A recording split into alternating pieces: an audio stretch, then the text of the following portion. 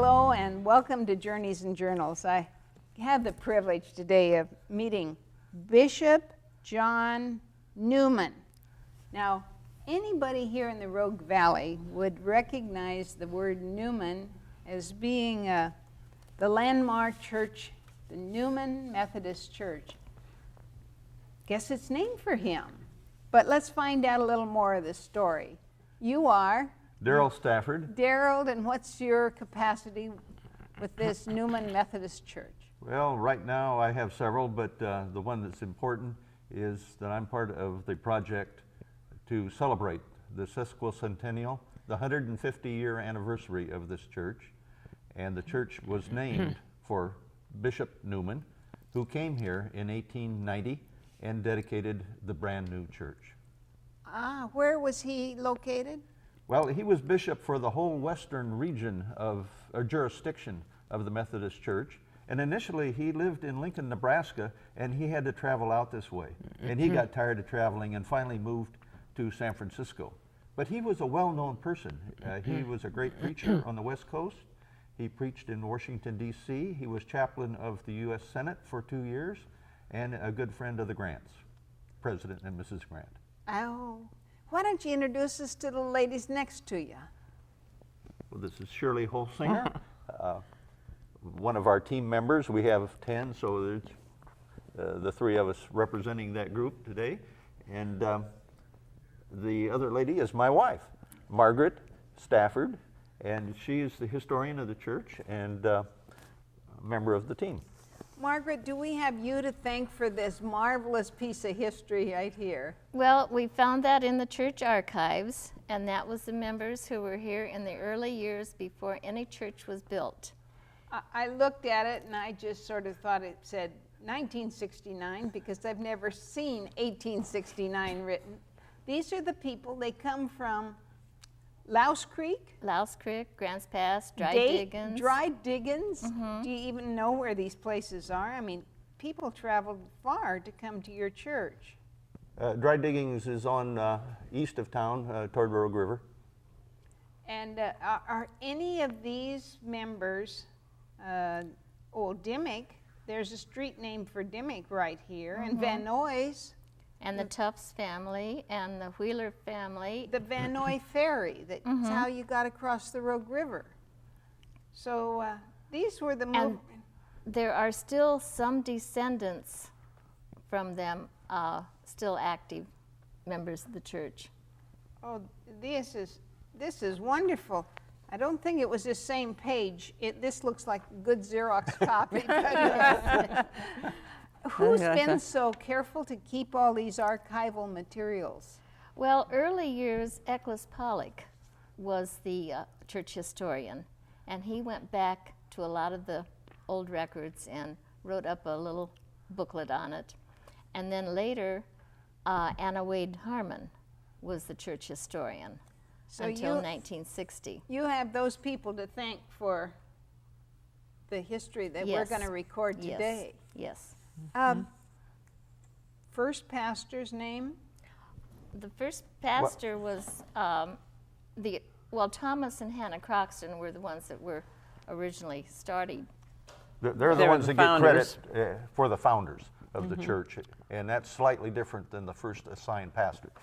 So the Croxtons, and you recognize that name here in Grants Pass, and there's streets named Croxton. There's families that's. Yes, and they came.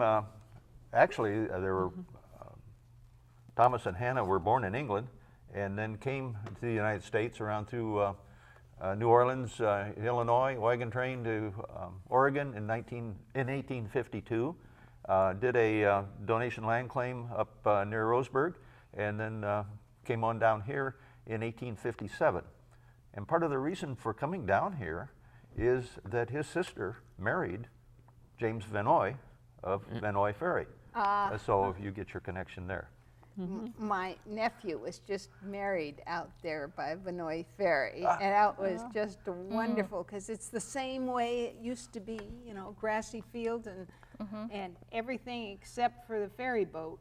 What do you know about the ferry? The Van Nuys Ferry? Yeah, did you have to pull your way across? The Vinoy Ferry itself, I don't know, but I think so.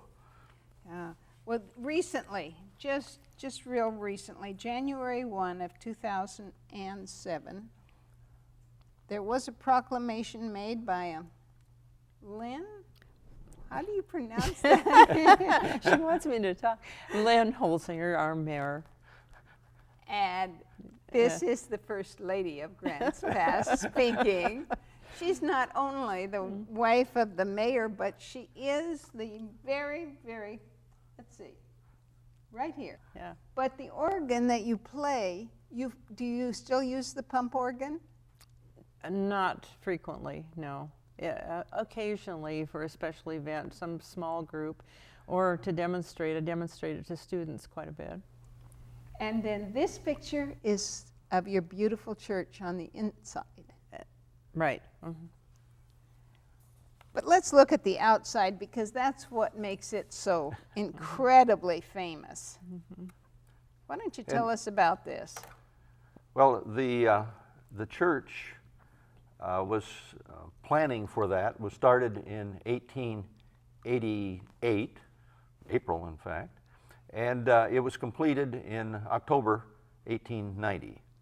And it was done by a general plan that came from the Board of Church Society, and the group here built it, all by local contractors, things. The outside was by the plan.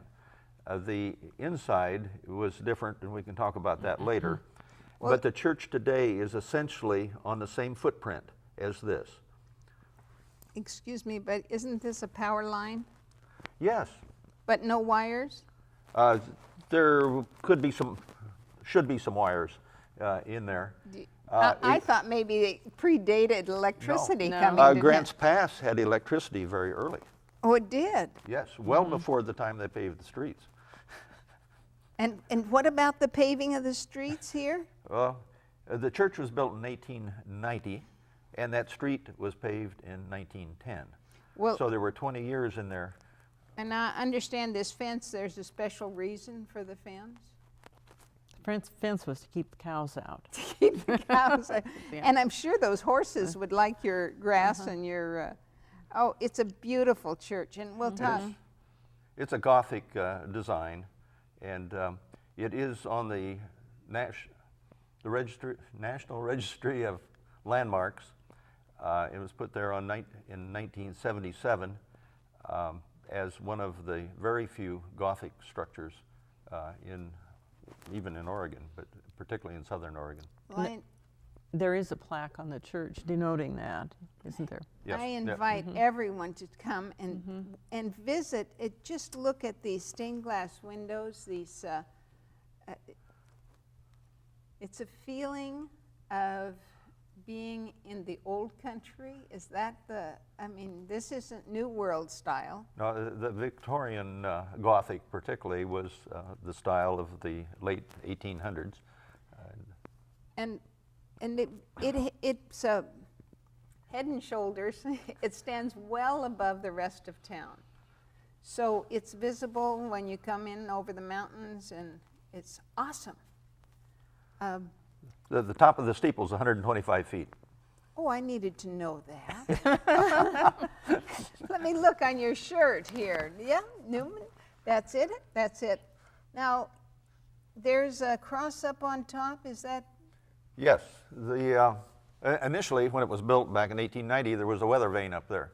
But the people about 1950 decided there really ought to be a cross on top. So the weather vane was replaced with a cross in 1950. Well, folks, this church has been in the news of late, and it has something to do with that. Did the cross itself get damaged? No. What happened last? July 11th. And what happened? Lightning, well, there was a big storm came through the valley, a big black storm, and there was lightning in that, and it did hit the church steeple. In fact, it hit many it times? twice. The report of people sitting at the stop sign looking up at it said one of them hit the cross and the other hit it in the side.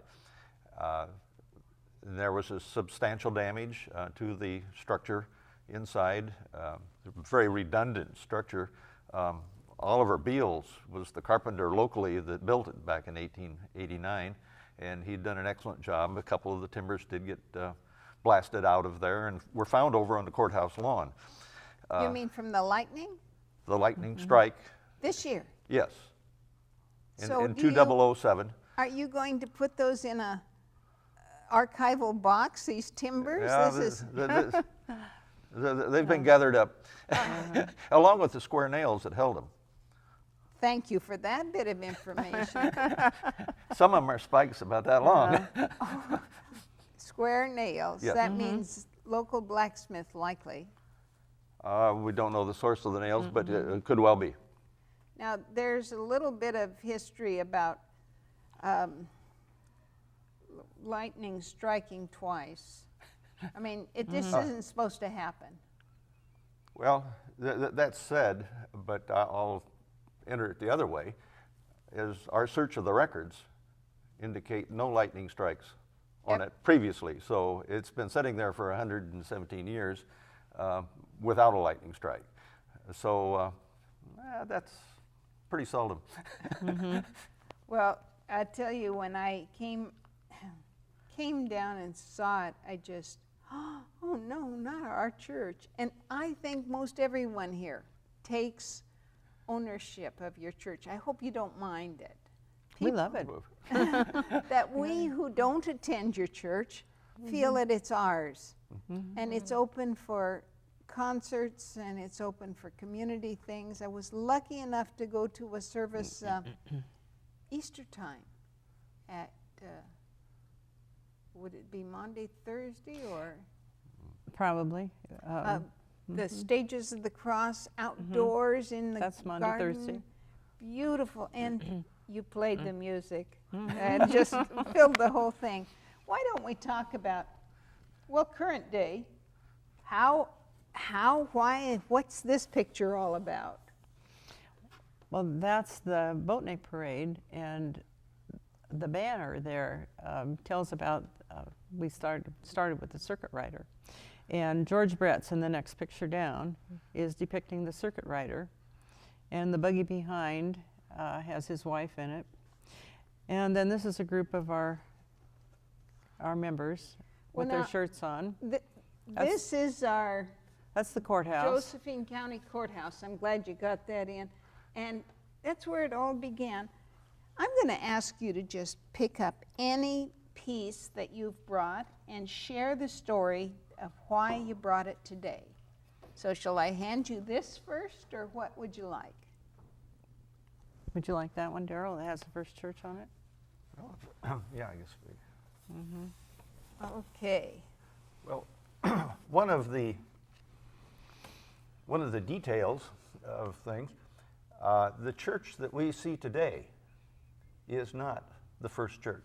Uh-oh.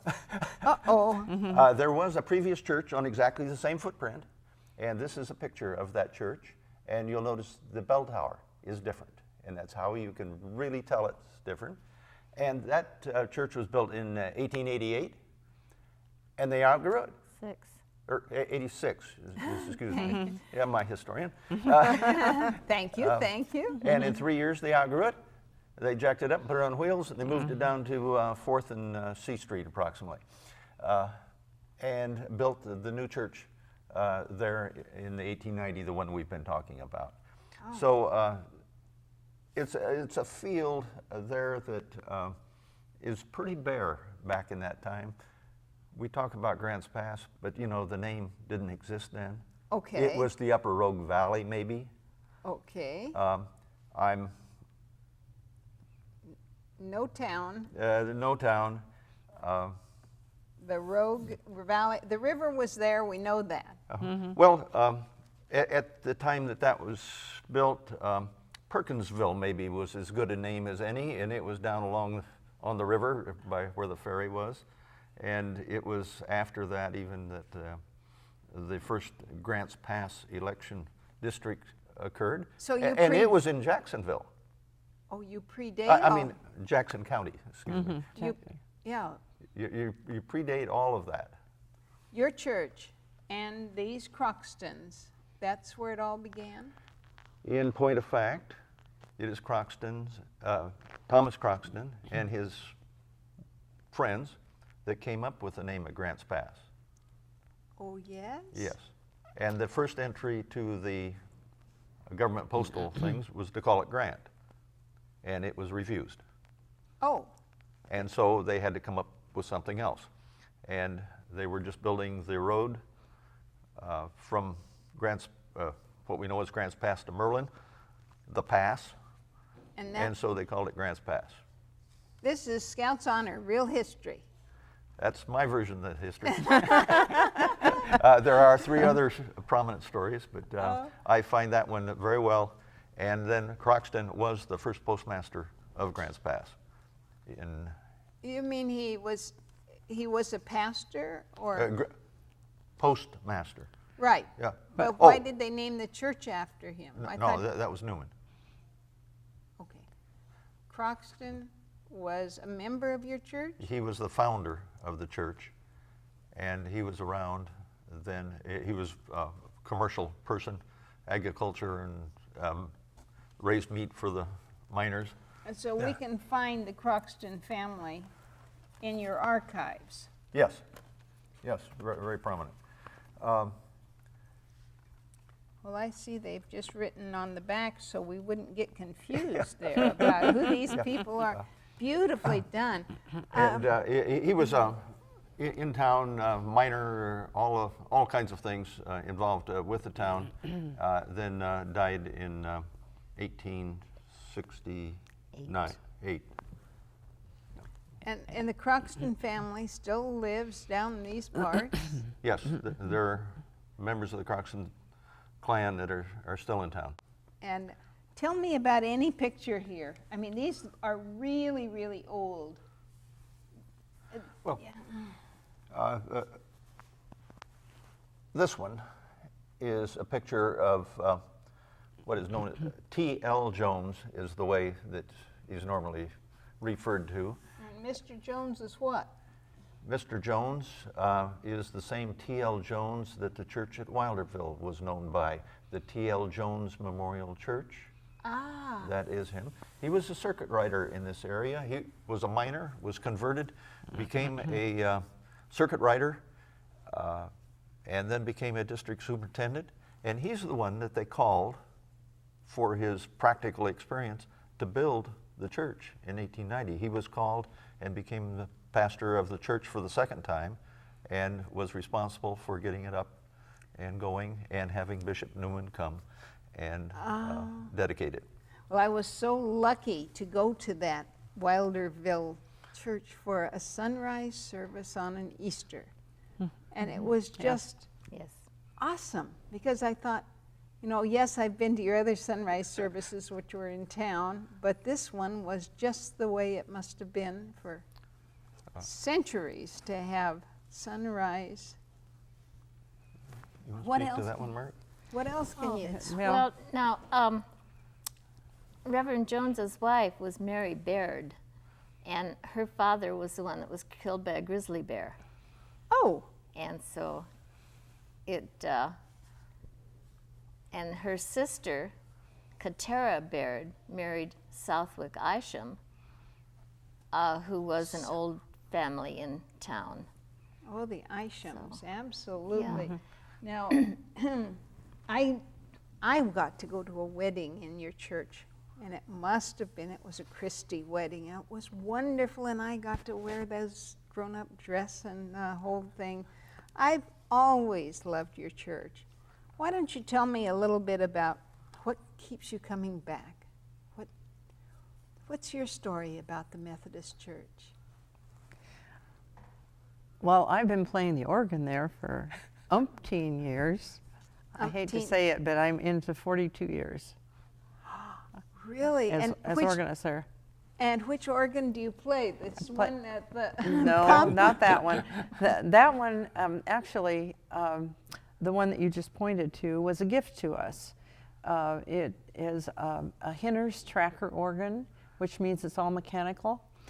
And a former pastor of the Lutheran Church, who happened to live close to Portland, had that organ and had it for sale, and he couldn't sell it, so he was looking to give it away, and he decided that we had a good place for it. So we picked it up, and it was like a giant erector set, and we put it back together, and it's very playable, and but it is in the parlor, so it doesn't carry clear to the back of the sanctuary. And then when I'm over there, if I'm over there playing that one, I really can't see what's going on in the sanctuary. So I don't play that one much. I play the sanctuary organ, which is the larger picture there.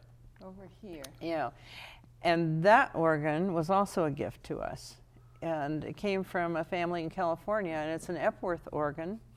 And Epworth is a name that's used in the Methodist Church. Our fellowship building, which we tore down, was called Epworth Hall. And there used to be Epworth Leagues.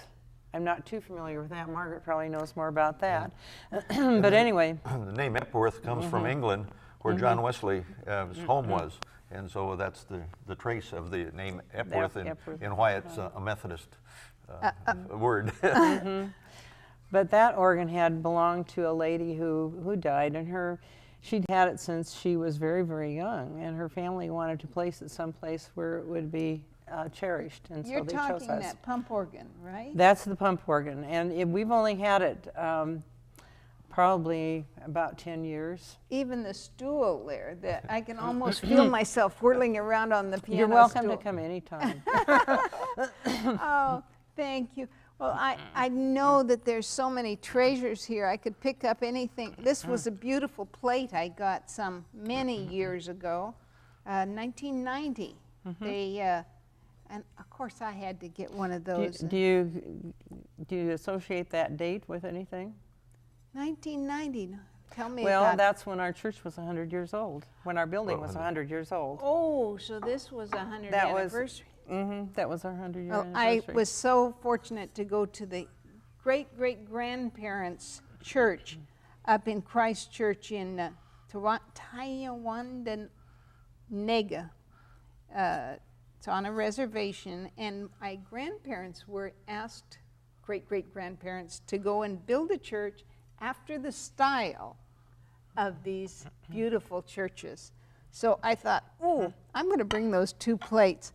But your church has incredible, it's used for lots of things besides weddings. Absolutely. Brogue Valley Symphony has their candlelight concert there, Christmas time. Jefferson Baroque has their concerts there. It has wonderful acoustics, and we're very fortunate for that. And on occasions there have been people stop by and say, we would like to have our picture taken on the steps of a real church. And on one occasion, it was a car commercial that wanted to use the front of the building and show the people coming out of a church into their car. And did it work? And did you ever see it? Never saw it, but I love this picture because it shows such an incredible gathering, and I wished I could talk to each one of these people, but look at some of those hats. Look at, do you know anyone was? This is when? Well, doesn't date it. don't have that information. My guess, about the 1920s maybe? No, it's before 1920 Okay. because the kitchen is not on the back. So it's, That's it's true. Prior to 1906. 1905. 5-6. It says in our early days. Well, and that certainly qualifies. So that would be within the first 15 years. It's incredible. Now, when the lightning hit, oh, that's before the cross was up there. Right. So the lightning hit here. Here, went in there, came out the side of this, blew a section of the bell tower out. And why was this lightning strike a good thing? I mean, it seems so devastating. Part of it was in the repairing of the structure of the steeple, which was always intact. They found that there had been some rot in the timbers down below, and those got replaced along with the whole thing here. Somebody, And so it's back together now in original type of shape. There's been Somebody some, told me it was fortunate because it might have fallen. uh, The timbers were, structurally, it was still sound. Yeah, so there's been quite a bit of reinforcement done in it. Some steel was even added to the wood. oh, isn't, and historically, that's fine? Yeah. I know you can't do any basic changing once it's a historic No, landmark. It's all inside and can't be seen. Well, I'm going to ask you back for another show because I want to see inside that church, and I want to see the things that make it such perfect acoustics for you to play that organ. What kind of organ do you have, and what's it? It's a Reuter organ basically, but it's been expanded 3 times since I've been playing it. So it's a hybrid. Well, I know the latest pipes that were added to the beautiful. Are these they? The ones in the alcoves. These are dedicated to your family, My parents and my husband's parents. and their names. Catherine and Richard Hardy and Len and Ella Mae Holzinger. Local folks, and what a gift. What an incredible gift. When you're playing it, do you kind of feel a connection with history? Oh, absolutely, absolutely. Every time I walk in that church, I feel a lovely, shall we say, reverence that it's been serving. God's been in the center of that spot of ground for 150 years. In fact, there's a bell that we didn't talk about in the tower, and that bell has rung across the Rogue Valley all of these years. Thank you so much for being my guest, and I do want you to come back and tell us more. Yes, we will. I'm Bernie Martin Beck, and I get to visit the most fascinating places. And if you haven't stopped by this beautiful Methodist church, I invite you to do it. It's open all day Sunday or Sunday mornings. Feel free to drop by just to look around.